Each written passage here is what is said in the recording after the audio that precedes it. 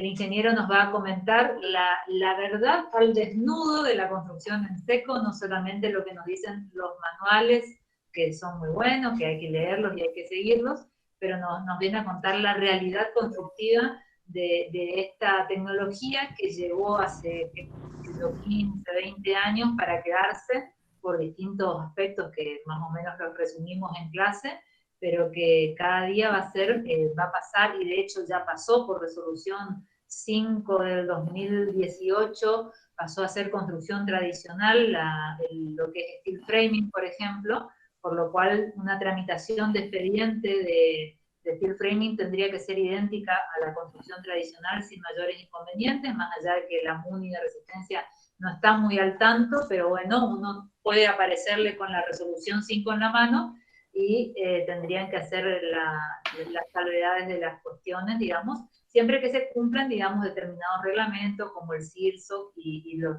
distintos manuales que avalan este tipo de construcción.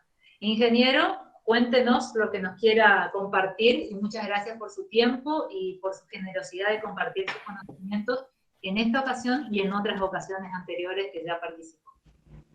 Bueno, ante todo, buenas tardes, ahora formalmente. Bueno, sí, tenemos una empresa de construcción en seco que se dedica a la comercialización de productos y a la prestación de servicios de asistencia técnica y de instalación, ¿no? Si es necesario. La construcción en seco, ya como saben, como le decía la arquitecta, ya está hace unos buenos años, en realidad nace en el año 20, y acá ya rompió bastantes barreras culturales, sobre todo, para la aceptación en la construcción completa. Si bien arrancamos tímidamente con el tema del cielo raso, algunos tabiques internos, revestimientos internos, ahora ya con el steel framing como aprobado, como construcción tradicional, se puede construir completamente vivienda, edificios comerciales, edificios de todo tipo. No hay inconvenientes y esa tecnología tenemos en la Argentina. O sea que podemos trabajar enteramente con productos nacionales para la construcción en seco, inclusive en steel framing. O sea que la totalidad de los productos se fabrican en la Argentina. Tenemos fábricas argentinas que se dedican a la producción de materiales para todo el espectro de la construcción en seco. Si bien ustedes pueden llegar a ver que el sistema constructivo Yankee, que fue el original de que dio el primer paso en el tema de la construcción en seco, utiliza y sigue utilizando la madera como elemento estructural, nosotros no tenemos desarrollada la industria de la madera, entonces trabajamos con perfilería en acero, en chapa galvanizada. Eso es la gran diferencia, la que nos determina el uso de todo lo que sea perfilería. En el caso de la perfilería para cielorrasos y tabique, IRAM, trabajamos con normas IRAM, y es 0,52 el espesor de la chapa. Esos son los perfiles que comúnmente se ven. Ahí les muestro, esto es una solera de 70 milímetros que se utiliza por lo general en tabiques, por lo general. Se puede utilizar también en cielorrasos, depende de la exigencia, las luces.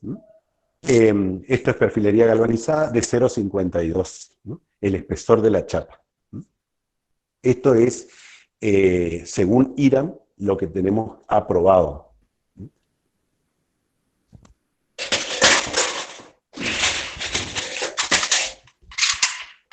Para el cielo raso utilizamos perfilería de 35, que es esto, ¿se alcanza a ver aquí? A ver, dígame nomás. Se ve perfecto, se ve perfecto. Bueno, esta es la solera de 35, también en el espesor de la chapa, y el caso del montante. Cuando hablamos de solera, rapidito, hablamos del perfil. Ahí se alcanza a ver bien el perfil, es la sección, es U, el perfil U. O sea que no tiene labios, tiene un alma y tiene dos alas. Eso es una solera. En el caso del montante tenemos el perfil C, que son esos labios que le dan mayor rigidez. ¿Mm? ¿Se entiende la diferencia de solera con montante? Y en el caso de 35, la solera es de 35 milímetros y el montante de 34 porque ingresa en la solera, para que trabaje en el perímetro, ahí se ve. ¿Mm? Esta es la solera y este es el montante, cómo trabaja. Montante de 34 con solera de 35, perfil C con perfil U. ¿Mm? ¿Se entiende? Lo mismo se utiliza en la estructura de 70, que es en el caso de tabiques. ¿Mm? El montante en 70, ahí se ve el perfilito, ¿se alcanza a ver? Aquí dígame nomás. Sí, se ve. ¿Se ve? Bien. ¿Mm? Ahí está. Este es el montante de 70, que permite, que viene marcado, que permite ingresar instalación tanto sanitaria como eléctrica. Ya viene como troquelada la chapa, marcada para que se pueda meter cañerías en el intersticio y hacer las instalaciones correspondientes. En cuanto a, eso es en cuanto a perfiles. En el caso de revestimientos tenemos secciones para revestimientos en muro, que se utiliza mucho ahora con el tema de las patologías de humedad, filtración que hay en muros. Se utiliza este perfilito que se llama perfil omega. Ponen la forma del perfil. Es chapa galvanizada, también 0,52. Y se utiliza esto pegado a la pared. Ahí se alcanza a ver, ¿sí? Eso se utiliza así. Y ahí va la placa. Esta oficina, que es una construcción muy vieja, y tiene inconvenientes, patologías propias de la edad, de la construcción, está toda revestida. Yo hago un paneo, a ver si se alcanza a ver aquí, dígame nomás. Se ve todo perfecto. Bueno, todas las paredes de esta oficina están revestidas con distintos perfiles, pero en realidad con la misma tecnología, que es placa de yeso de junta tomada, con perfiles en 35 para dejar pasar instalación eléctrica, perfiles omegas, que son el perfil omega copia el plomo del, ¿me ven ahí? Sí, copian el plomo de la pared.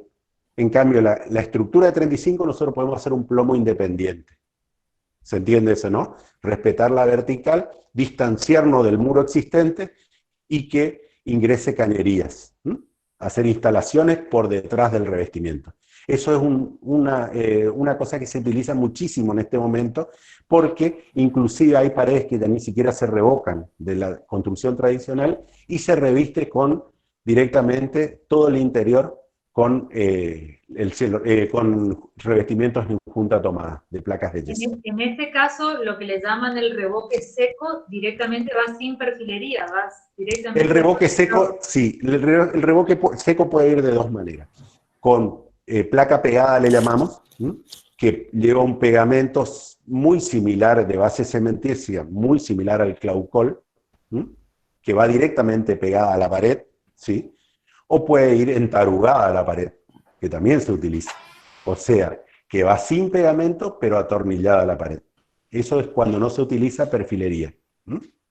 Hugo, perdón, ¿y Sí. cómo es tu experiencia? Porque para que la placa quede perfectamente a plomo y que no Sí. tenga ni un resalto entre unión de placa y placa, la pared tiene que estar impecable. Exactamente. En el caso de tarugo. Exactamente. Ese es el inconveniente cuando la placa va pegada. La placa pegada copia el soporte que es la pared. Ese es el tema, Arqui. Eso es cierto. Totalmente cierto. Cuando las paredes están a simple vista, se ven que están muy golpeadas o hay problemas porque a veces se hace ladrillo visto del exterior y queda en el interior las diferencias propias naturales del ladrillo y se quiere hacer placa pegada, yo no recomiendo porque se nota que al tomar la junta, el viboreo que se genera porque los ladrillos van retirando la placa de la línea. No sé si se entiende lo que les digo. Sí. Escúchame, el Hugo, caso, perdón, sí. y cuando pegás con el adhesivo que se hace como una pasta, digamos, Sí, cada tanto, ¿eso no, más o menos no te ayuda un poco a nivelar un poco mejor? sí, sí, eso te da un poco mayor más margen para corregir pequeños dientes. Pero ahí sí estamos hablando de mano de obra un poco más calificada.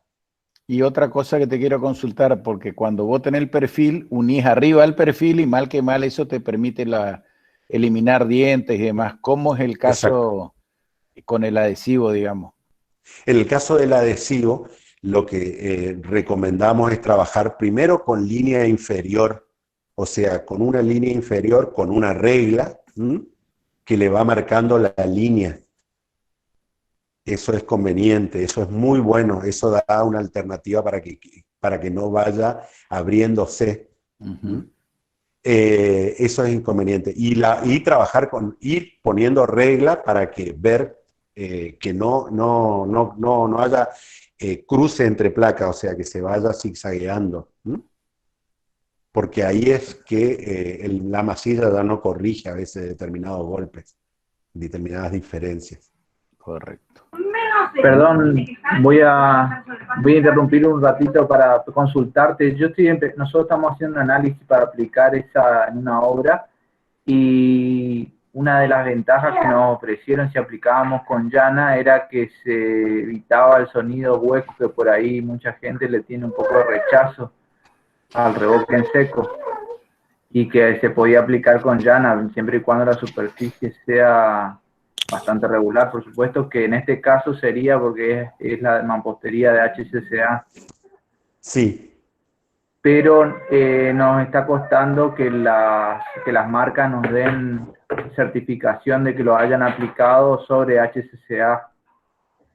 mm, ¿Vos tenés experiencia de haber aplicado en alguna obra de esa no, forma sobre esa no, superficie? no hacemos trabajos de ese tipo. ¿Mm? No. Nosotros en realidad siempre todo nuestro trabajo ronda con la utilización de placas, ¿eh? Placas de yeso, placas de cementos, de PVC, eh, eh, las OSB, o sea, todo lo que sea placas, perfilerías, esa es nuestra tecnología. ¿Ah? Esa es la tecnología que nosotros manejamos. ¿Mm? Pero Perfecto. siempre pasa por ahí. ¿Eh? No trabajamos productos con preparación de base húmeda. Solamente, o sea, inclusive cuando se pega una chapa viene en pegamento hecho. Perdón, Hugo, yo creo que lo que te preguntaba Mariano es, Sí, ellos tienen que hacer el revoque seco. con O llana, sea, aplicación con llana me dijo. Sí, no, sí.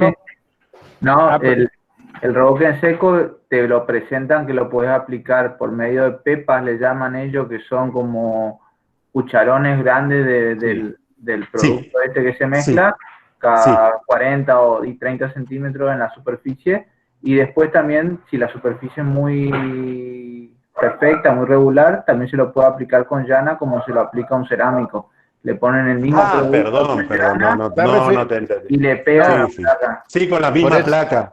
por Sí, eso, sí, sí, no. revestimiento en seco con la placa, Sí, nada más sí, lo que vos No, estás explicando recién, disculpa, no te entendí, no te entendí. pero sobre Sí, hormigón celular lo que está preguntando él, sí, sin sí. sí, experiencia de herencia. La ventaja que nos no dijeron, tuvimos fe. y la ventaja que nos dijeron de aplicar con llana era que evitábamos el sonido hueco que por ahí se escucha cuando tenés un Sí, es revestimiento de cierto. Durlock.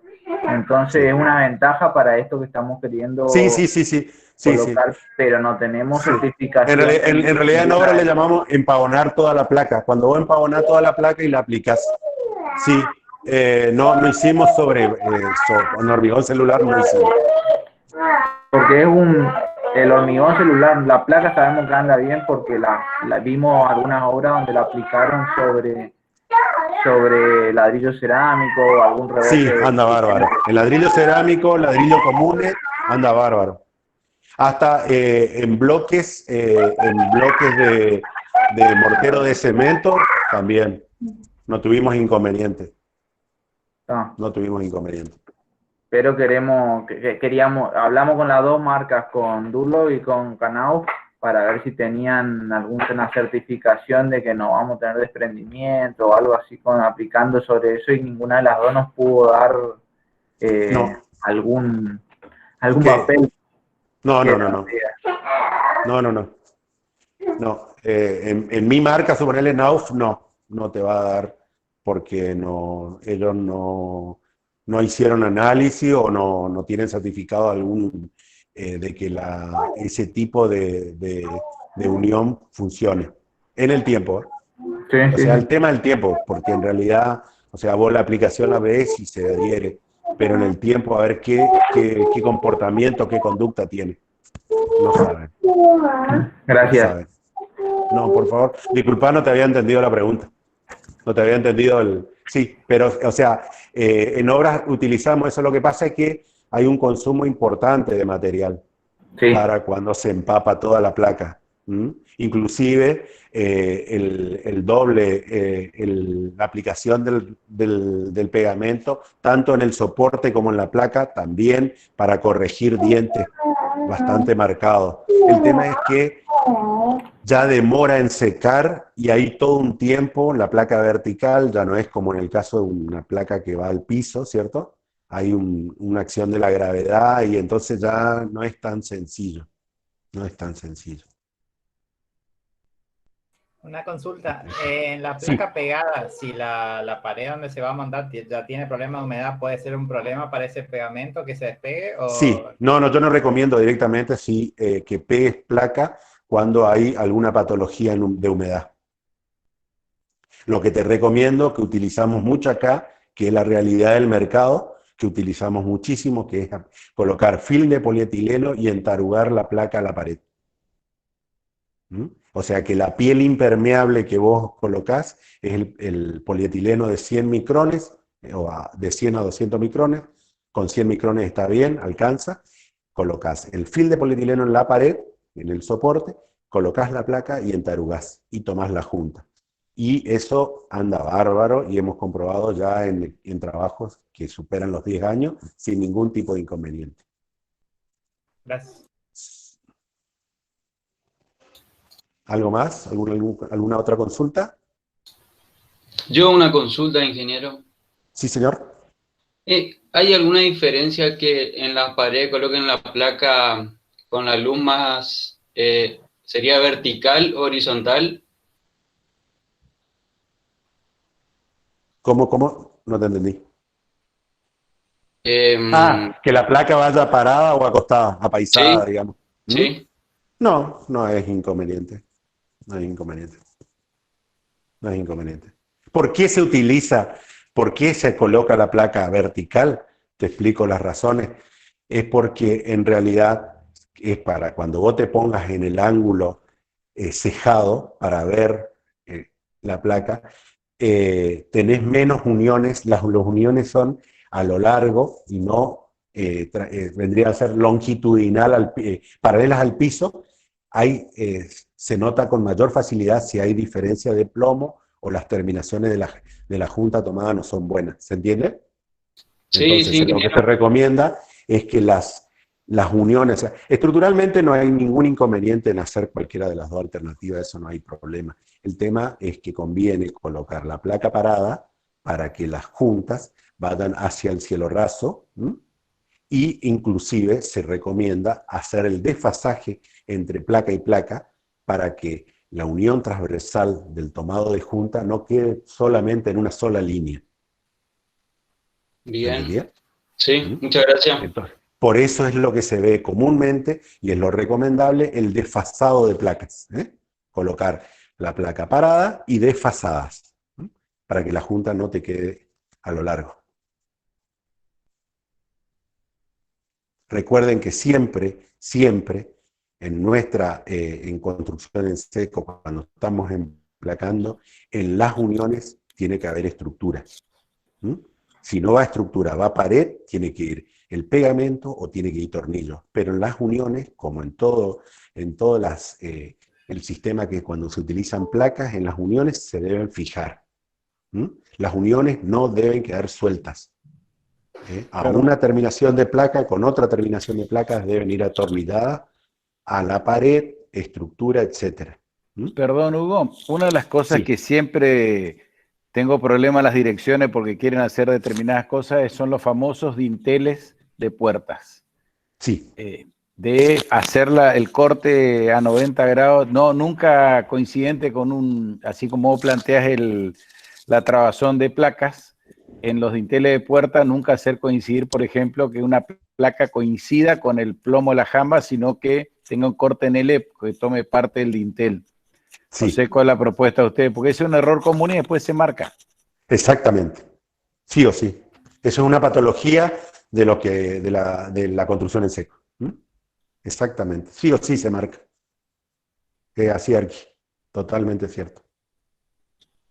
Eso no hay que... Me ha gustado, me parece que es que sí o sí hay que trabajar con la L alrededor del Exactamente. dintel, digamos. Exactamente, así Es es. la manera de Se trabaja con la evitar L. esa fisura que se va a Exactamente. encontrar en ese ángulo. Te comento, Siempre, sí, siempre no, ocurre que tenemos un tema tensional, en la construcción tradicional también pasa, con el tema de las aberturas en el vértice, ¿cierto? Eso es sabido. Bueno, ya lo eso sabemos. también se traslada a la construcción en seco y también, o sea, no podemos facilitar de que justamente ahí no tengamos continuidad y fisure. ¿Por qué fisura la junta?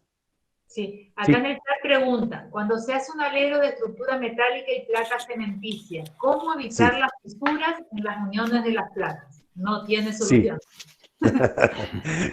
Bueno, la experiencia por el tema de marquesinas con construcción en placas de cemento, es muy importante el tema de cómo hacemos las uniones. Eso es fundamental.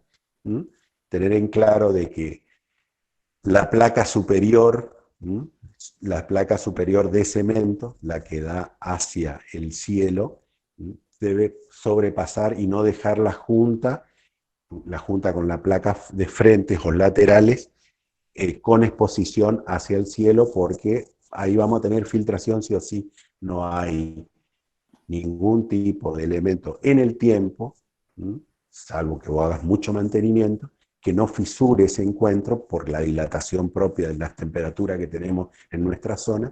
Entonces hay que evitar directamente exponer las juntas de la placa de cemento a la parte superior. ¿Se entiende? Eso empezamos de arriba para abajo. Ponemos la placa de cemento y la unión queda, de los laterales tiene que quedar rehundido. ¿Se entiende? Le hago una idea, traigo unas plaquitas. Me parece que se refiere más al tomado de junta, digamos, de la placa cementicia que siempre marca. Me parece que... Sí, no, pero primero lo que hay que hacer es evitar. Ante todo, evitar los encuentros. Ante todo, evitar los... Teneme este. Miren, se alcanza a hacer... camarógrafo, seguime echando. Ahí. Esta es la placa lateral, esta es la placa superior. Esta debe ser la unión, no así. Así. Esto es fundamental. ¿Se entiende? Primero. En cuanto a esto, a esta unión frontal en marquesinas o revestimientos en placa de cemento, hay todo un tema acá y distintos criterios. Mi criterio, desde la experiencia, nosotros hicimos las marquesinas de Cetrogar, de todas las marquesinas de Cetrogar, y el dueño quería junta tomada.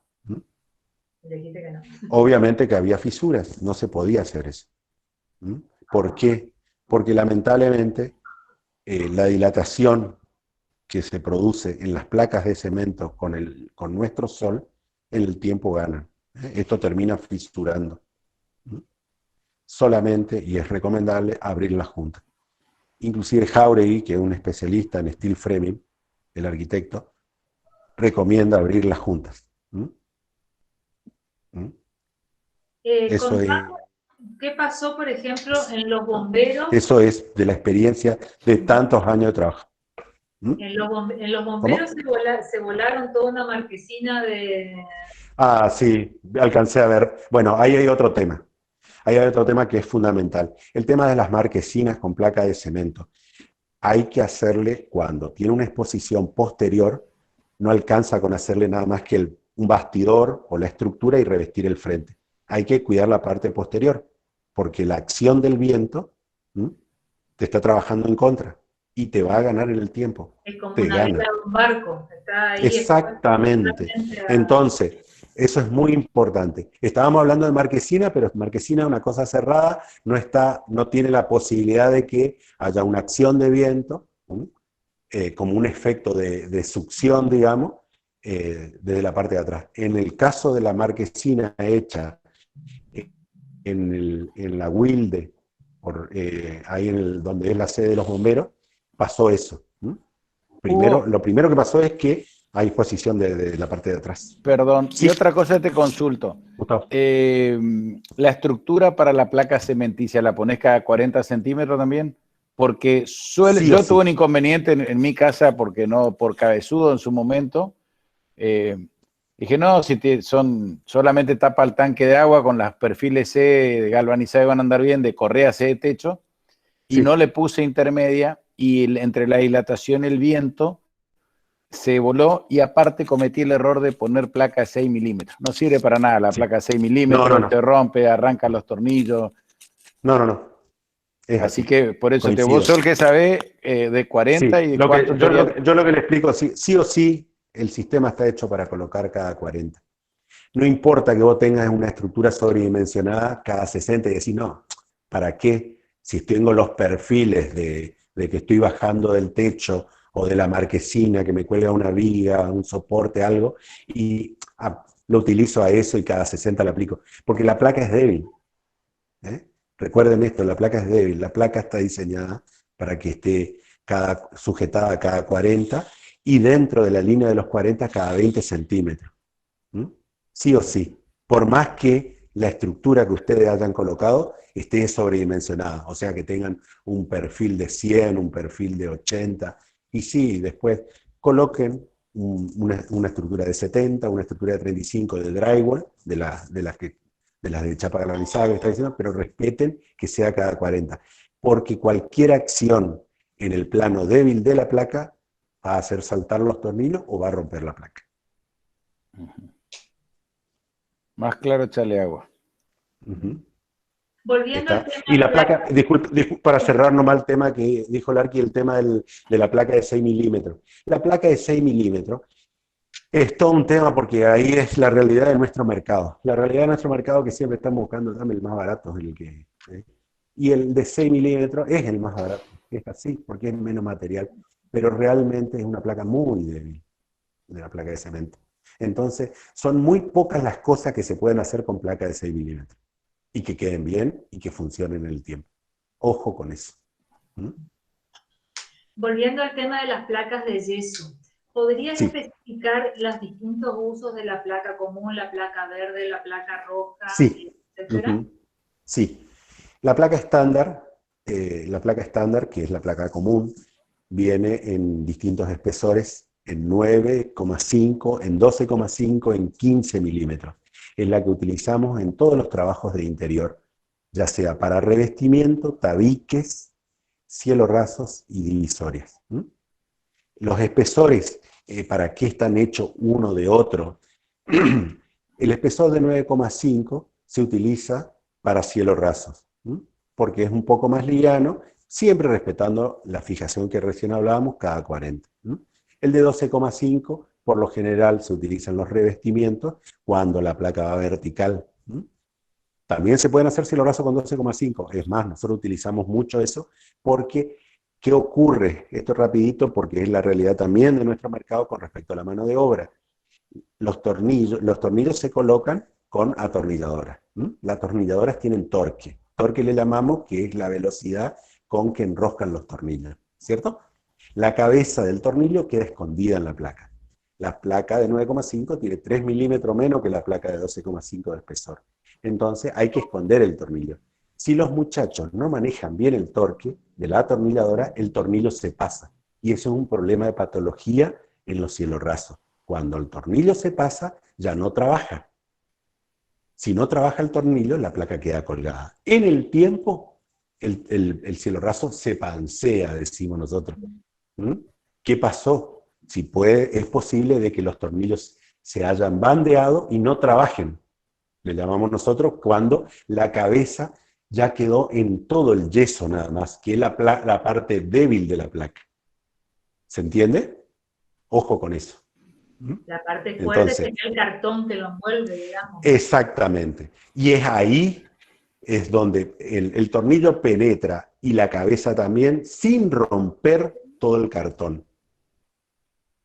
Bien. Desaparece la cabeza en la placa, pero no rompe todo el cartón. No queda en el yeso, porque el yeso es débil. ¿Se entiende? Eso es muy importante para y es patología de la construcción en seco. Cómo se colocan los tornillos y tener ese cuidado de que los tornillos, las cabezas se tienen que esconder, pero no quedar en el yeso, porque si no, no trabajan. Si a eso le sumamos que el cielo raso, la acción de la gravedad propia, ¿cierto? Porque a diferencia de lo que sea la placa parada en revestimientos, cerramientos, tabiquería, que queda parada, la acción del peso propio va hacia abajo también, o sea que los tornillos están menos exigidos. En cambio, en el cielo raso los tornillos son los que sujetan la totalidad del peso de la placa. ¿Está? Bien, seguimos con placas estándar. Decíamos, la de 15 milímetros se utilizan para tabique, sobre todo de divisorias de departamento o divisorias de ambiente donde queremos generar una estanqueidad mayor. Tenemos placas resistentes a la humedad, que son las placas verdes, que es todo un tema porque se cree, hay un tema de creer, sí, de que al ser resistente a la humedad, la placa es antihumedad. No, no, no. La placa fue diseñada nada más que con el mismo yeso que la placa estándar, pero con un cartón que es más impermeable. No es impermeable totalmente, sino que lo que hace es que tiene mayor facilidad impide el paso del agua del premezclado de lo que se quiera pegar. O sea que es una placa verde, está diseñada para colocar en baños sanitarios o en lugares donde se va a revestir con cerámicos o con porcelanato o con cualquier, que se va a utilizar un premezclado con base acuosa que se aplica agua, y entonces lo que hace es el cartón impedir que el agua llegue al yeso y que el yeso quiera volver a su estado natural, que como está en la naturaleza, que está con agua. Por eso le llamamos resistente a la humedad, porque tiene mayor resistencia a la humedad. Para eso está diseñada la placa verde, y no la creencia de que la placa verde se banca cualquier cosa con el agua. No, no, para nada.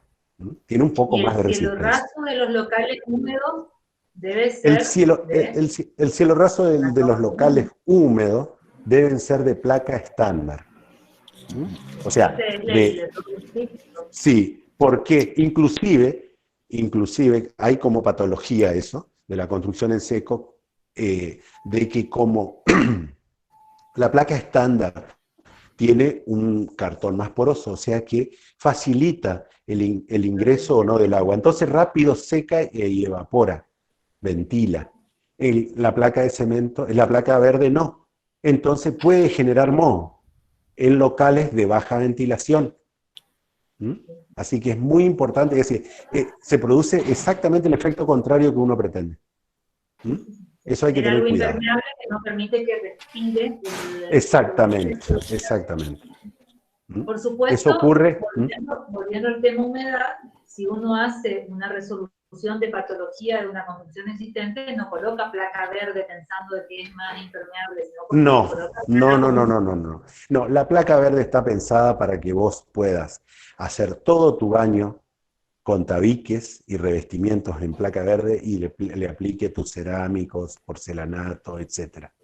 Ahora te pregunto, ¿viste que por ahí los toilets o algunos baños cada vez quieren revestir menos? ¿Sí? ¿Viste que la onda minimalista nos lleva a revestir menos? Zócalos altos. Sí, como que la gente ya no quiere tanto revestimiento y prefiere, por ejemplo, un toilet sin ningún tipo de cerámico. En ese caso, placa común. Placa estándar. Placa estándar.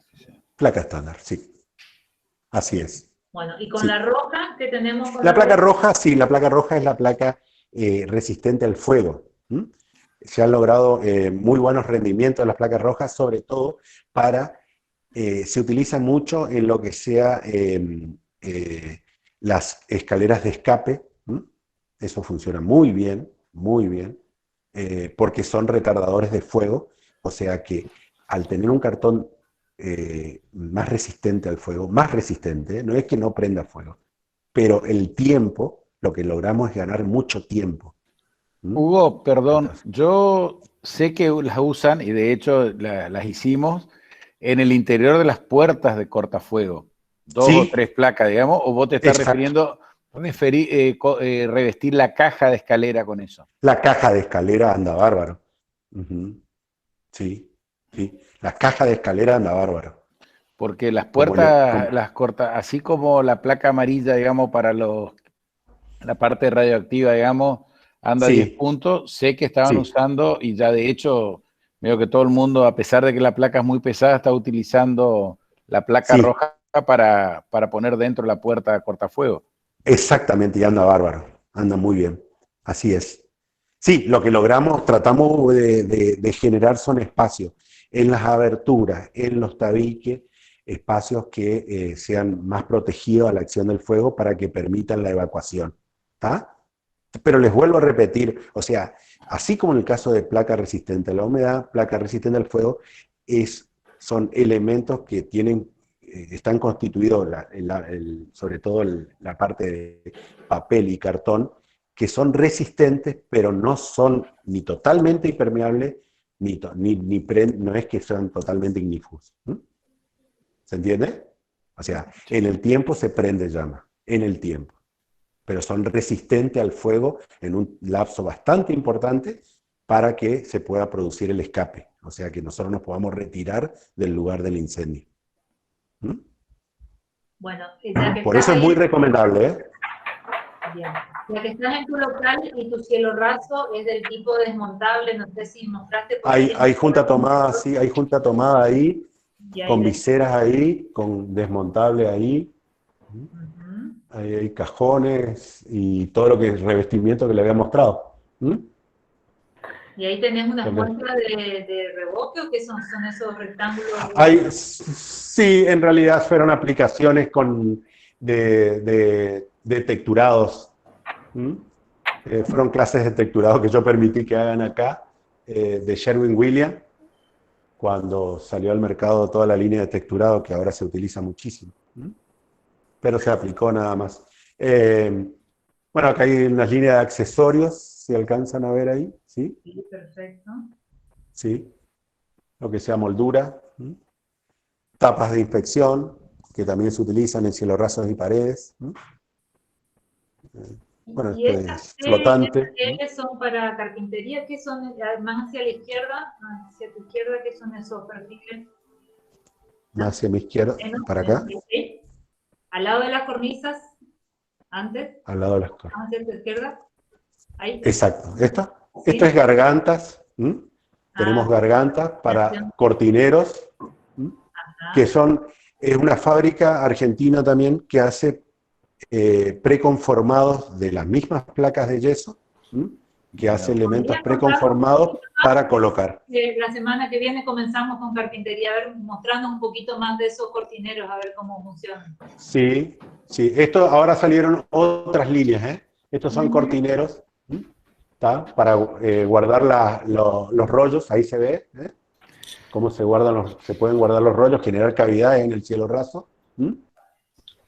Che, ¿Tá? Huguito, perdón, Sí, vos sabés que yo hago mucho eso, pero lo hago con madera de eucalipto de Grandis, digamos, sí, porque no sabía que existía esto en realidad, y también porque si pones roller, vos reforzás donde más o menos vas a ver que va la roller, que son 4 tornillitos y punto, digamos, sí, 2 por soporte. Pero sí, cuando tenés un doble cortinado, que tenga una sí. cortina pesada de tipo Notel, digamos una blackout con riel y demás, que tenés que hacer varias fijaciones, ¿eso Sí. tiene alguna capacidad de tracción, digamos, eso de No, placa? en realidad, ¿O hay que no, ponerlo en en realidad una tiene que llevar perfilería aquí. Tiene que llevar perfilería. completo, de ¿Sabes? lado a lado, digamos? Sí, Y, sí, sí, sí. ¿Y cómo viene? ¿En un largo definido? De metro 20, en el ancho de metro 20, que es el ancho de la placa, metro 20. El módulo es metro 20. Ajá, y va sumando eso. Sí, y se toma la junta como una placa común. Se hace el tomado de junta en las uniones, como una placa común. Para mí es novedad el mercado, yo no sabía mucho Sí, y tenemos rajas, garganta y cortineros. Después nos trae nuevo, que está bueno vernos mandarnos algún... Sí, cómo no, cómo no. En realidad salieron otros porque la fábrica entró a cambiar porque obviamente que las luminarias están cambiando con el tema LED, ¿no? Entonces el tema LED y el tema cortinas van modificándose. Entonces están cambiando los perfiles. Los perfiles de las gargantas. Hugo, yo te quería consultar, ¿y los accesorios para la fijación de lo que son cañerías, como los flexibles en los baños, las mesadas en los baños también, o desagüe en cocina? ¿Eso viene algún accesorio especial para que la pieza del codo roscado donde va a ir el flexible o donde va a ir el desagüe no quede flojo dentro del tabique de Durlock? Sí, vienen unas sujeciones de fábrica, pero también los muchachos los instaladores cancheros también te fijan las cañerías y te dejan libre las uniones. No sé si me entendés lo que te quiero decir. Te fijan las cañerías para que no tengan movimiento y te dejan liberadas las uniones para posibles reparaciones, o que vos puedas detectar pérdidas dejándote las uniones desnudas, sin perfiles. ¿Se entiende? En un tirón de caño, sí. Perdón, a mí viste que me he tocado dirigir obras que no son proyectos nuestros, y las especificaciones, qué sé yo, cielo raso con 70, etcétera, etcétera, y todo lo que era tabiquería, sí o sí, tubo de 70 por 70 de 2 milímetros, era una exageración, pero todas las aristas, todas las uniones, al lado donde van las puertas, donde sujetábamos las mesadas, todo con estructura de tubo estructural soldado, y después la placa ahí adentro era bastante rígido. No sé si medianamente usan ¿cuál es lo recomendable? Lo recomendable es que nosotros hemos trabajado con tabiques. El tema es la altura. Sí. Hay que reforzar la estructura cuando estamos hablando de alturas superiores a 4 metros. Bueno, y yo te voy a hacer una pregunta bastante incómoda respecto a los cielos rasos. Que para mí el junta tomada sujeto de un techo de una cubierta de chapa sobre estructura metálica se termina marcando y siempre termino generando reticulados de correa SEO con los mismos perfiles de montante y solera de 35, aunque sea. ¿Cuál es tu experiencia y cuál es tu sugerencia? Mi experiencia es la siguiente: yo siempre voy a hacer visita de obra cuando nosotros estamos por hacer la instalación. Cuando yo veo que la estructura de la cubierta es capaz de soportar la cubierta, pero no es rígida, ¿se entiende? Cuando no es rígida, porque el día de mañana pueden subir a hacer mantenimiento 2 o 3 personas a una cubierta y se empieza a flamear, o sea que no hay peligro de colapso, la cubierta va a soportar, pero se amaca mucho. Si se amaca mucho y la estructura del cielo raso es solidaria con la estructura de la cubierta, Arqui tiene razón, va a fisurar la unión, va a fisurar toda nuestra junta tomada. Es totalmente cierto. Entonces, hay estructuras de cubiertas que no están ejecutadas con una rigidez con la cual nosotros podamos prendernos. Para eso, ¿qué hay? Knauf hizo un sistema de las velas que son con cables de aceros y unas uniones especiales que le dan cierta posibilidad de movimiento al plano del cielo raso, a la estructura del cielo raso, con respecto a posibles movimientos. Ahora te hago la pregunta, ¿pudiste venderle a alguien alguna vez eso? Mi fábrica, la fábrica con la que yo trabajo, las estructuras es la que le fabrica Knauf. No vendí nunca nada de eso. Porque es carísimo, al final nunca poner nadie independiente. Exactamente. Nunca nadie me pidió eso porque realmente volvemos a las realidades del mercado. ¿Mm? Volvemos a la realidad del mercado. Es que cuando un sistema patentado alemán encima te quieren vender, realmente para nosotros es salir del mercado, o sea, no es inalcanzable para nuestros clientes porque rápidamente comparan con lo que sale un cielo raso con velas hacia la estructura del techo y hacia la estructura de la cubierta y las diferencias son abismales. Sí. Entonces, ¿qué hay que hacer? Y bueno, hay que buscar algún tipo de solución con alguna viga intermedia que nos dé determinada independencia, por lo menos en las partes más comprometidas, que son las partes centrales de las luces, para que las maestras nuestras descansen sobre una viga distinta a las vigas o correas de la estructura de la cubierta. Actualmente, O cambiar de sistema, porque yo, disculpa aquí, directamente hay lugares donde le digo, no, acá no se puede hacer junta tomada. ¿Mm? Y sí. ¿Quiere que su cielo raso le dure? Acá no se puede hacer junta tomada. Y sí. O bien, también, que hicimos en algunos lugares, trabajar con unas buñas para conducir los No movimientos y no fisure. Pero ya ahí entra una cuestión estética y... en la actualidad el cielo raso aplicado tradicional es una especie en extinción, digamos, frente al Durlock. Esa Sí. colocación, ¿cómo explicar a los chicos cómo se realiza, con qué tipo de perfilería, cómo se hace, digamos, Sí. para hacer un cielo raso aplicado en un entrepiso, por ejemplo? Sí. ¿Cómo se materializa? Sí, trabajamos con la estructura de 35 que le había mostrado, ¿sí? Que es la que se utiliza, porque son luces que no están comprometidas. El secreto está, el montante va a cada 40, como decíamos recién, la solera va en el perímetro, va en las paredes. Esto va sujeto con tornillos autoperforantes. La placa se atornilla a los montantes y los montantes se atornillan a las soleras y a la maestra. La maestra es también puede ser en estructura de 35 o 70, que une los montantes cada 40 en una distancia de 1,20 m y se cuelgan de lo que recién hablábamos, de la estructura de la cubierta. Puede ser de losa, puede ser de cubierta de chapa, y se cuelgan de ahí las velas. Las velas también no deben pasar el 1,5 m como máximo. Y eso genera la trama rígida del cielo raso para emplacar. También, como hablábamos hoy, las placas se colocan desfasadas para que las uniones no queden, las uniones transversales no queden juntas. Eso es importante. El espesor de la placa, decíamos 9,5 o 12,5. Si tenemos instaladores hábiles, pueden trabajar tranquilamente con placa de 9,5 sin que se le pase el tornillo y el tornillo quede trabajando. El junta tomada le llamamos así porque se toman las juntas, que son las uniones entre placas, donde se coloca masilla primero.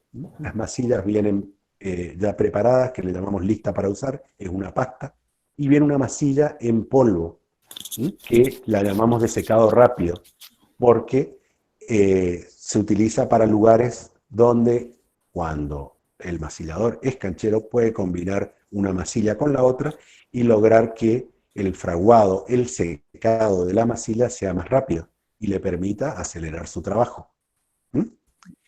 El tomado de junta, le decía, se pega la cinta y se hace el fino que le llamamos, que es las dos manos que van por encima de la cinta.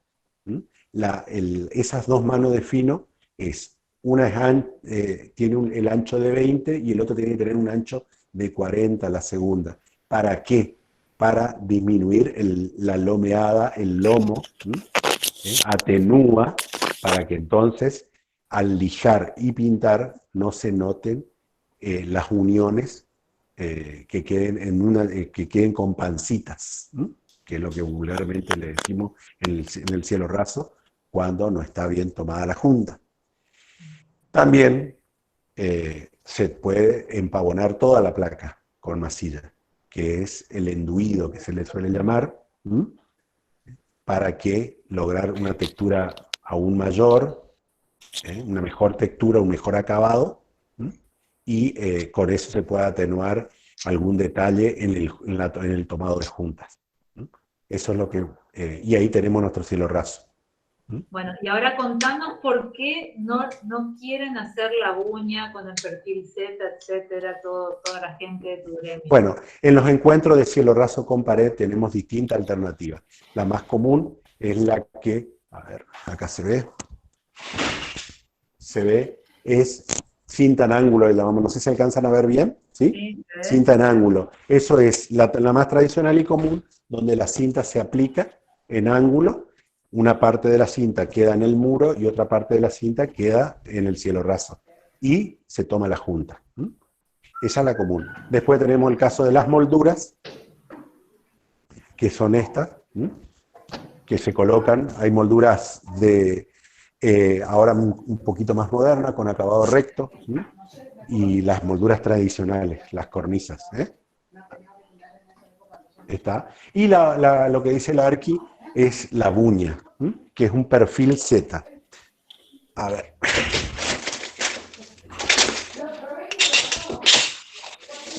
Este es un perfil Z o buña, ¿m? Que va a la pared. No tenemos inconveniente nosotros, el problema es que saltan algunos inconvenientes cuando se coloca la buña, que es el golpe de la pared, ¿m? Algunas terminaciones. Como esto es un elemento recto, ¿m? Es una varilla recta, entonces por ahí desnudas algunos golpes en la pared. Entonces ahí es donde los propietarios por ahí se enojan y qué sé yo, etcétera, etcétera. Entonces Sí, con lo que dice Golpe es que la pared no está perfectamente vertical, digamos, tiene como hondiduras. Fíjense esos revoques cuando le da el sol que quedan desparejo, porque le da cuando el hay sol. luz cenital, digamos, sí.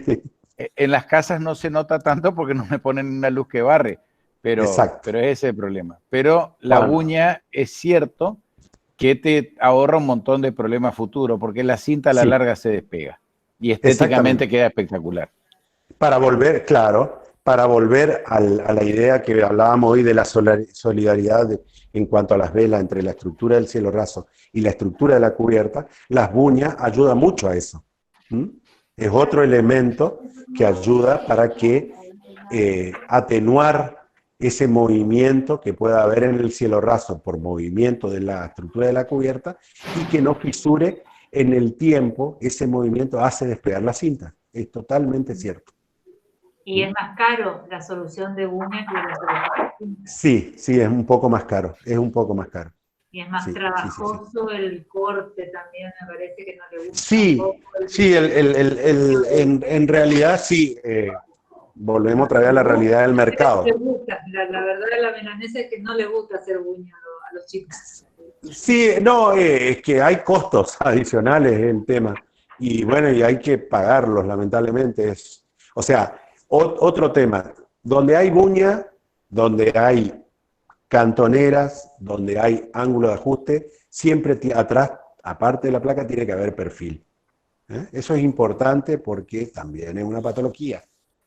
Siempre tiene que haber perfil porque estos elementos, la buña, la cantonera, el ángulo de ajuste, van atornillados y tienen que ir atornillados a un perfil. No se tornilla la placa es débil, no tiene capacidad de soporte. Cuando le hablo de cantonera, le hablo de esto que sirve para proteger los cantos. Ahí se ve la sección, aquí, ¿está bien? Sí, se ve. ¿Sí? Perfecto. Esto tiene que ir atornillado. Ángulo de ajuste también, que se utiliza mucho para lo que sea cajones, visera, etc. También debe ir atornillado. Entonces, a cada elemento de esto, atrás de la placa debe haber estructura. Y eso hace que haya mayor costo en materiales y en mano de obra. Ese es el tema. Son terminaciones que son mejores, pero son más costosas. Bueno, no sé, chicos, algunas otras consultas que les hayan surgido. Hugo, yo tengo una consulta, soy Nicolás otra vez. Sí. Te quiero preguntar qué recomendación tenés con los tabiques de placa doble o doble emplacado, de los dos lados, te estoy hablando, que no son tan típicos ver, pero para dos ambientes de diferentes propietarios o para habitaciones de hotel. ¿Qué tiraron? Sí, soy uno de los grandes propulsores de ese, porque en realidad utilizo mucho porque la estanqueidad que se genera son mejores que algunas aislaciones en el mercado. ¿Se entiende lo que digo? Sí, sí. Me está hablando de una estructura, puede ser de 70, con doble emplacado. Eso significa que una placa de 12,5 más otra placa de 12,5 son 1 pulgada. 70 milímetros más 1 pulgada de un lado y otra pulgada del otro, se va a un tabique de 12 milímetros de espesor. De 12 centímetros de espesor, perdón. Eso genera una estanqueidad y también hay un tema cultural. Cuando yo golpeo el tabique, tiene una capacidad mayor, muy superior a un tabique de placa simple. ¿Tá? Hemos probado en lugares donde estaba exigido el tema de aislación acústica, y anda bárbaro. Yo soy un gran promotor de eso y además es barato. Es barato. Y te hago una consulta porque realmente nunca lo coloqué. Un segundito. ¿Puedo agregarle una cosita más nomás? No, es importantísimo que en el placa doble, es importantísimo que se coloque la primera placa y que se tome la junta. ¿Tá? No se le hace el fino al masillado, pero sí se coloca la cinta. ¿Por qué? Porque cuando colocas la segunda placa y van desfasada la placa, nunca unión con unión. Eso logra una estanqueidad bárbara y anda muy bien. Hemos probado en aulas y anda bárbaro. Y la incorporación. En locutorio y anda bárbaro. Sí. Y la incorporación de la lana de vidrio. Yo le estuve leyendo un poco del tema y en algunos lugares te recomiendan el rolo nomás de lana de vidrio dentro de la pared y en algunos otros escuché de la placa esa de lana de vidrio que es panel rígido. Panel rígido que vaya adentro. Sí. Quería saber. En este momento estamos haciendo tabiques, en una obra estamos haciendo tabiques de placa doble con paneles rígidos para dormitorio. Una obra de calidad, digamos, donde nos dan un grado de libertad para nos aceptan las recomendaciones y anda bárbaro. O sea, siempre que se pueda es mejor con los paneles. No hay con qué darle a un tabique de placa doble en ambas caras con un panel rígido de 2 pulgadas en el medio. De 35 kilos por metro cúbico de densidad, que es la de Isover. Sí. Que es de Saint-Gobain. Anda espectacular. Espectacular. Perdón, nivel de estanqueidad altísimo. Cuando se hizo el Hotel Gala, el Casino Gala, ¿llevaba estructura era doble estructura de 70 o era una estructura gruesa? Doble placa y le inyectaban una que nunca vi, la única que vi, un aislante celulósico. Sí. ¿Eso existe? ¿Todavía se usa? Me imagino el costo que debe tener, pero... Sí, la verdad no. Lo que yo he hecho es aplicar spray de poliuretano que queda bárbaro. Sí, seguro. Pero no la inyección de la celulósica, esa no. Es ideal. Hay que perder el miedo de yo conozco gente que estuvo trabajando en Estados Unidos que hacen todo esto con balloon frame. La velocidad de construcción, las escuadras, la limpieza de obra, o sea, todavía sigue siendo un problema cultural, pero si analizás el tiempo de hacer una pared, revocarla, hacer la terminación, etcétera, etcétera, no sé cómo estamos en costos, ¿no es cierto?, entre una cosa y otra, pero en la velocidad de ejecución te puedo asegurar que gastos generales y demás lo disminuí un montón. Sí. Me gustaría... Coincido totalmente. Lo que siempre, obviamente, desde mi experiencia, siempre recomiendo algunos secretitos por el tema de los costos, nada más. Yo lo que, para ponernos lo que me gustaría es, si por ahí estás haciendo una de doble emplacado, me gustaría ir a ver, porque yo, me gusta ver como todo el mundo ver y tocar, Y Sí. la otra pregunta que te quería hacer es si usaste las placas Diamond, si realmente valía la pena pagar esa diferencia, supuestamente eran de mayor capacidad resistente a los golpes y demás.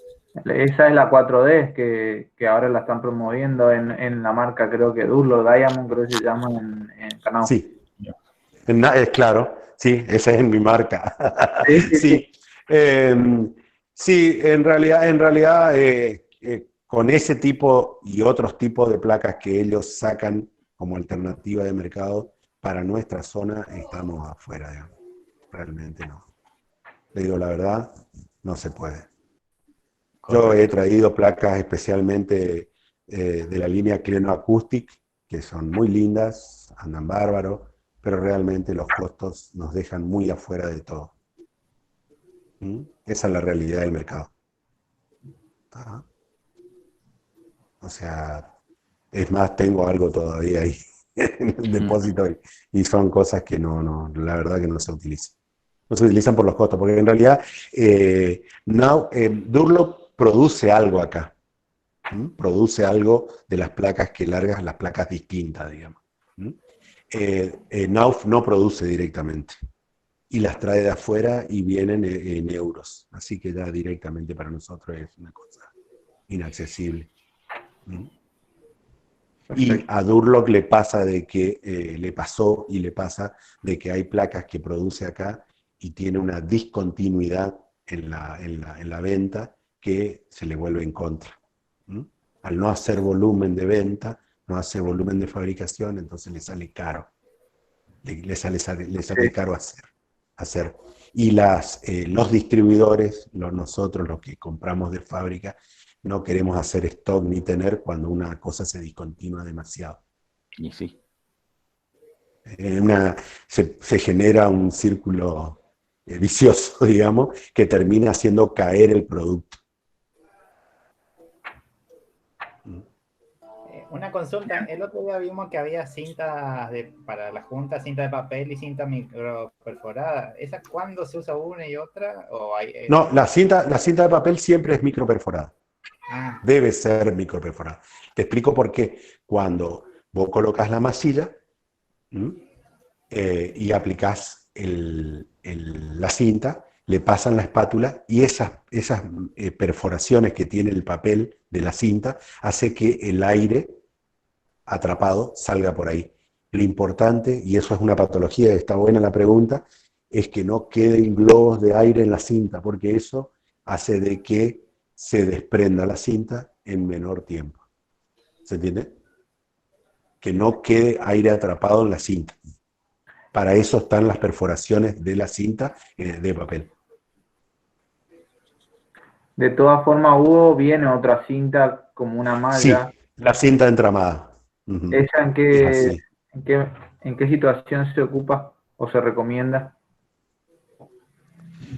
Mira, la cinta entramada, hay cinta entramada inclusive autoadhesiva. Yo la única lugar que recomiendo es cuando es exterior y cuando estamos hablando de situaciones similares al steel framing y eso, que está comprobado que funcionan bien. Para superficies que tienen un grado de exposición no total al sol, pero sí parcial. ¿Se entiende? Sí. Porque cuando es total, acá lamentablemente con nuestro sol, tampoco la cinta entramada puede sostener. Pero sí en paredes exteriores que tienen un sol, una acción del sol de pocas horas, y si es sol del este, mejor, y no del oeste. Pero después en los rasos y en tabiques interiores es recomendable siempre cinta de papel. Siempre cinta de papel. Siempre cinta de papel. Es recomendable. Siempre cinta de papel. Es lo mejor. Y eso sí, es el único material que no se produce en la Argentina porque los chinos barrieron el mercado de la cinta de papel. Creo que en ninguna parte del mundo se fabrica más cinta de papel, solamente en China. O sea, minaron el mundo con la cinta de papel, así que la hacen tanto y barato que se ganaron el mercado. No hay, o sea, no hay manera de... O sea, acá es lo único que no se fabrica. Acá se fabrican tornillos, los autoperforantes, los perfiles, las placas, todo, todo, todo. Menos la cinta de papel porque no hay con qué darle a los chinos. Inge, ¿le puedo hacer una Sí, consulta? sí, Estábamos viendo, porque tenemos que hacer un trabajo práctico, estábamos viendo que los cielorrasos de Durlock llevan encima una aislación de lana de vidrio. sí, Y quería que me explique cómo es el proceso constructivo porque no me queda muy en claro sí. cómo va. Sí, en realidad lo que yo recomiendo siempre que la lana de vidrio es la mejor aislación en rendimiento-costo que tenemos en el mercado, en nuestro mercado. ¿M? Rendimiento-costo, ¿eh? Seguime ahí. Porque si hay mejor aislación, es el spray de poliuretano. Pero es un commodity, se trae de afuera, creo que el producto, entonces eso está en base de dólar y se hace bastante, bastante caro. Para el caso de el spray de poliuretano se aplica en la cubierta. Se aplica en la cubierta, en cambio, la lana de vidrio se aplica en el plano por encima de la estructura de la placa de yeso, del tomado de junta. ¿Qué es lo bueno de eso? Como las viejas construcciones, es bueno que la cubierta, la distancia entre la cubierta y el plano del cielo raso, haya cámara de aire. Esa cámara de aire no debería ser inferior a los 60 centímetros. Y tendría que tener rejilla de ventilación. Rejilla de ventilación para que el aire que se calienta, el aire atrapado, circule y baje, salga de esa cámara de aire, que haya ventilación, entonces baja la temperatura. En el plano del cielo raso, por encima de la estructura, iría la lana de vidrio. Me parece Con que no una se lana. imaginan cómo se construye. Me parece que no se imaginan cómo se coloca, ¿no? O sea, que hace la Claro, estructura. entre tantos perfiles y eso, O cómo sea, cómo es iría? el proceso. Sí, no, porque va, el perfil va cada 40. Primero se construye la estructura. ¿Tá? Estamos hasta ahí. O sea, se colocan las velas. ¿Qué es lo primero que se hace para construir un cielo raso? Se toman los niveles, ¿cierto?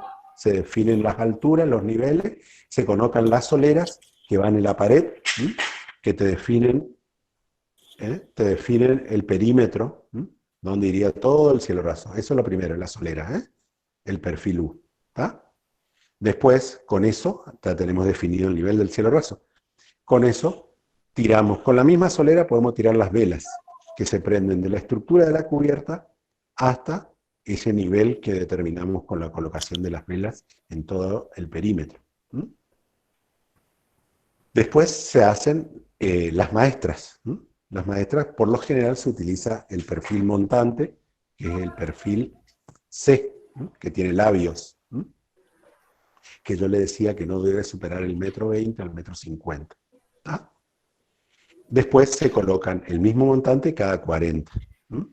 O sea que entra en la solera del perímetro, se prende en las maestras y terminan en la otra solera. Ahí entonces nos queda la trama, toda la trama cada 40 centímetros de los montantes. Ahí, antes de emplacar, se coloca la lana de vidrio aislación, donde en la parte superior se pasa entre los 40 centímetros, se pasa la lana y se estira por encima de la estructura. ¿Se entiende? Sí, perfecto. Ahora Y sí que lo la entiendo. barrera de vapor esté mirando hacia la cara interior, hacia el espacio Exactamente. Sí. que tiene, aunque sea Entonces, papel. la aislación, nosotros lo que necesitamos como aislación térmica, aislación acústica y barrera de vapor. ¿Para qué? La barrera de vapor es para evitar la condensación, porque en el caso de las cubiertas de chapa, cuando el aire que está en el interior está más caliente y tiene humedad y choca con la pared fría de la chapa, se produce la condensación, el efecto de la tapa de olla que decimos. Entonces, ¿qué produce la barrera de vapor? La barrera de vapor puede ser o un papel, puede ser un film de polietileno, o el papel aluminio que también se utiliza en el caso de las lanas de vidrio. Eso es barrera de vapor. Evita que el vapor contenido en el aire caliente del interior haga contacto con la cubierta fría de chapa y se produzcan las gotas.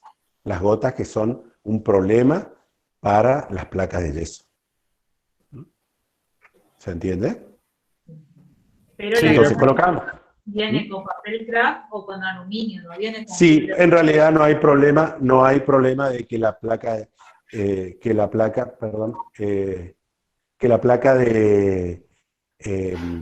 la lana de vidrio venga con papel craft o papel aluminizado. El papel aluminizado es mejor.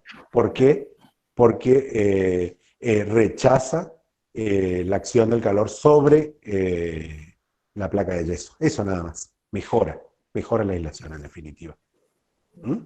Colocamos entonces la lana en el plano superior de esa estructura, de esa trama, y del lado inferior va la placa. O sea que la placa va atornillada a la estructura, a los montantes cada 40, sin tener contacto con la lana.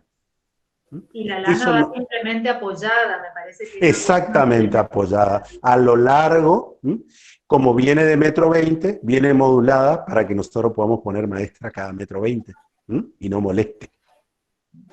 Fíjense que es todo un sistema que se encuentra todo modulado, que si uno cumple con esa modulación no tiene inconveniente. No tiene que tener inconvenientes. Por eso en los módulos cada 40, cada 60, cada 1,20 m, fíjense que está todo modulado. Las placas tienen 1,20 por 2,40. Por 260 también vienen ahora, ¿no? Vienen por 2,60 para el caso, sí, pero eso se utilizan para tabiques en realidad. Sí, La placa estándar es 1,20 por 2,40 y la que más se comercializa porque es más sencilla de trasladar, manipular, etc. Eso también es importante, hay que tener en cuenta. La logística también es muy importante. La logística en obra también es muy importante.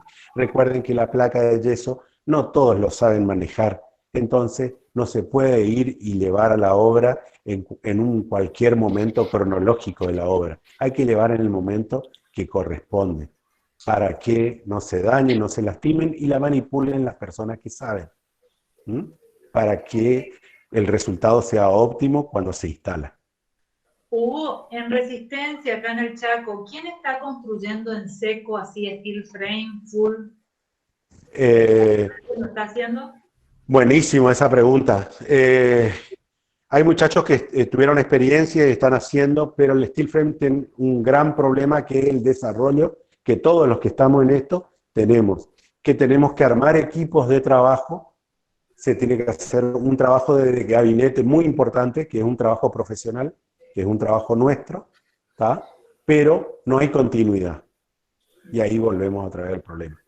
Al no haber continuidad en la ejecución de trabajos, no se pueden mantener los equipos de trabajo porque es un trabajo interdisciplinario, intergremio.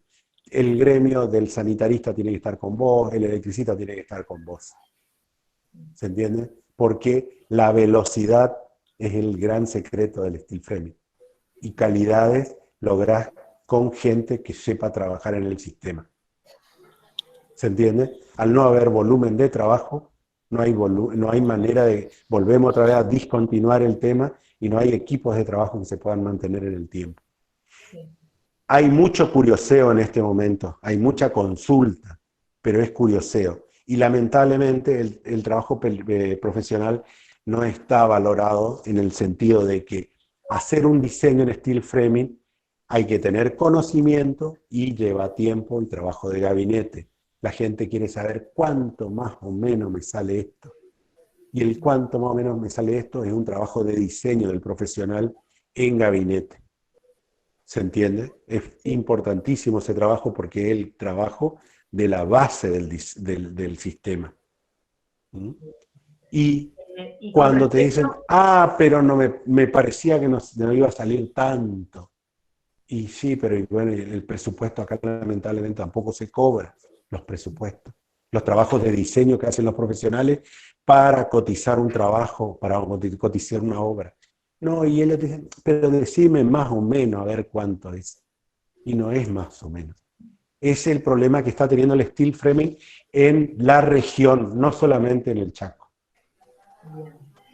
Y con respecto a tu trayectoria, desde cuando comenzaste, cuando te decidiste por este segmento del mercado, que digamos no habrá sido un momento todavía tan promisorio para la construcción en seco, ahora, ¿cómo ves vos el producto, cómo ingresó en el mercado, cómo fue el trayecto?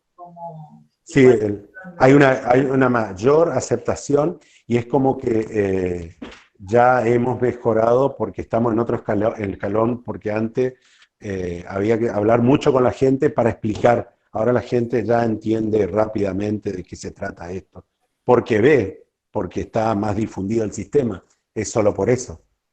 Porque a fulano lo hicieron, allá vi, allá me contaron. Entonces, para el trabajo profesional cuesta menos ingresar porque ya hay una aceptación y hay un escalón más, porque ya no tenés que convencer, ¿se entiende?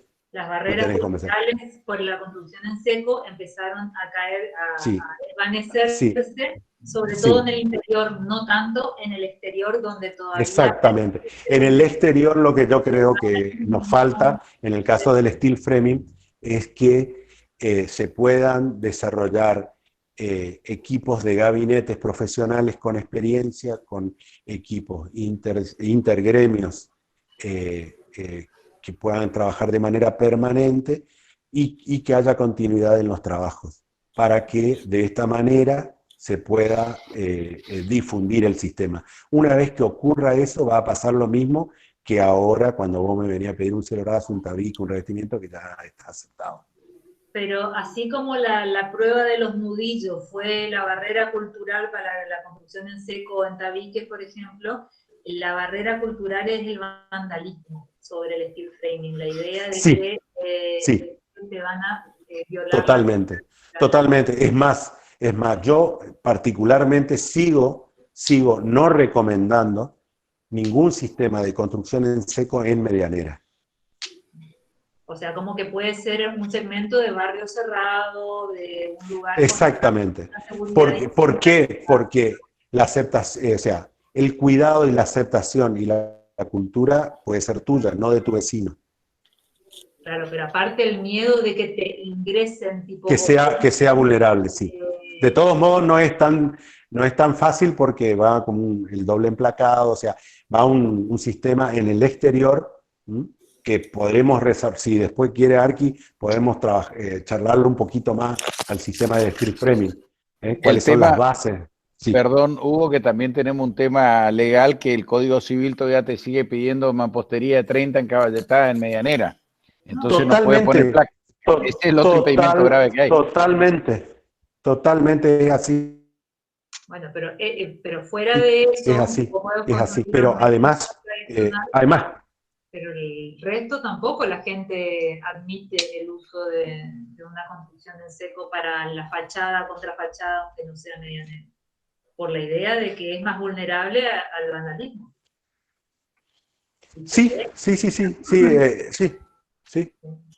Bueno, y ahí otro temita de la placa de OSB o de fenólico que viene en 1.22 por 2.44. Eso no, exactamente. ¿Cómo no? Exactamente. Eso tenemos en el caso de la placa OSB que viene en medida americana y nosotros trabajamos con medida europea. Es así. O sea que viene ahí en todo lo que sea la parte de placas de OSB, tenemos que ajustar hay un a nuestro módulo. Dimensional que sí. Pero yo soy muy, si a nivel expectativa, digamos, soy muy optimista del futuro del steel framing.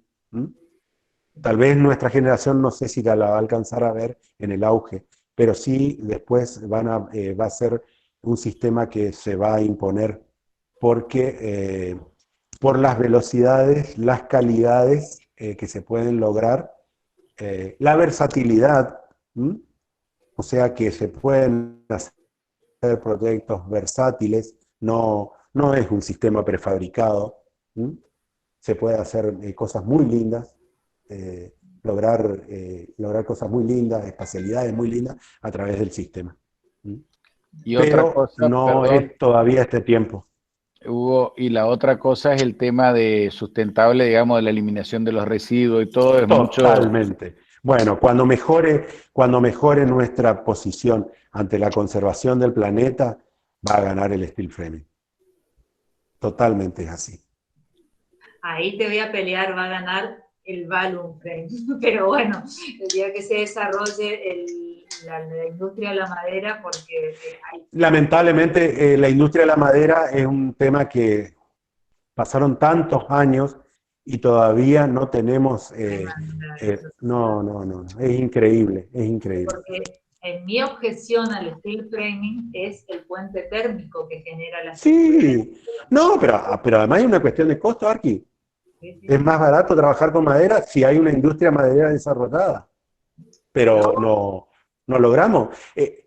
Yo tengo amigos que tienen fábrica de muebles de madera y ellos no logran tener madera estacionada.